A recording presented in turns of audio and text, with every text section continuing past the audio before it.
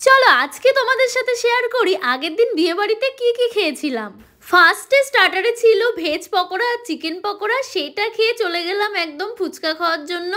দুটো ফুচকা খেয়ে তারপর চললাম মেন মেনুতে। প্রথমে নিয়ে নিলাম কড়াইশুঁটির কচুরি আর চানা মশলা, আর সাথে ছিল একটা ফিশ চপ আর কিছুটা স্যালাড। তো তারপর সেটা নিয়ে চলে গেলাম চেয়ার টেবিলে বসে খাবো বলে। তো দাঁড়িয়ে দাঁড়িয়ে খেতে আমার একদমই ভালো লাগে না, তো ভাবলাম বসেই খাই।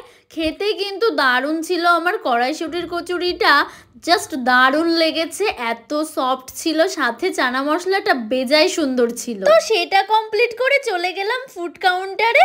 এদিকে দেখো গরম গরম বাসমতি রাইস আর সাথে ছিল কাতলা কালিয়া। তো দাদাকে আমি বললাম আমাকে একটা পেটির পিস দেবে, তো দাদা দেখো দাগার পিসটা দিয়ে দিয়েছিল।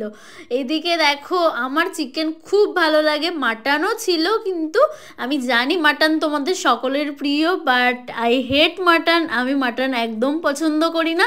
তো আমি চিকেন নিয়ে নিয়েছিলাম, আর সাথে এদিকে পনিরও ছিল, তো একটু পনিরও নিয়ে নিয়েছিলাম। প্রত্যেকটা রান্না জাস্ট দারুণ ছিল, আমার খুব ভালো লেগেছে। এদিকে দেখো আমি আর কোনো রকম প্লেট চেঞ্জ করা ছাড়াই আমি আমার নিজের যে প্লেটে খাচ্ছিলাম সেটা নিয়েই চললাম আবার চাটনি পাঁপড় মিষ্টি এগুলো নেওয়ার জন্য। তো সেগুলো নিয়ে খেয়ে লাস্টে একটা আইসক্রিম আর হজমোলা, দ্যাটস ইট।